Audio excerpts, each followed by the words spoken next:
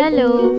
তো আজকে সকালের শুরুটা হলো কফি খেয়ে। জানো তো আমার এই ঠান্ডা লাগার কারণে না প্রত্যেকদিন কফি খেতে হচ্ছে। তো এরপর আমার অনেক কাজ ছিল বলে আর কোনো কিছুই আর ক্যাপচার করতে সময় পাইনি। আজকের লাঞ্চে ছিল বিট ভাজা। বিট খাওয়া কিন্তু শরীরের পক্ষে খুবই ভালো।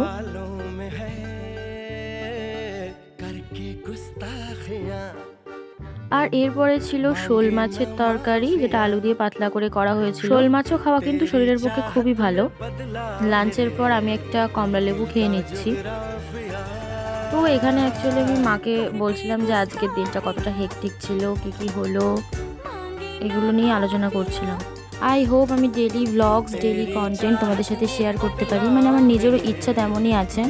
তো ততক্ষণ তোমরা যে যে প্ল্যাটফর্ম থেকে আমার ব্লগ দেখছো, প্লিজ ফলো অ্যান্ড সাবস্ক্রাইব। আজ আমি সন্ধ্যাবেলাতেও মায়ের সাথে দোকানে চলে এসেছি, আর এই যে আমি বসে বসে ফ্রুটি খাচ্ছিলাম আর একটু টিভি দেখছিলাম।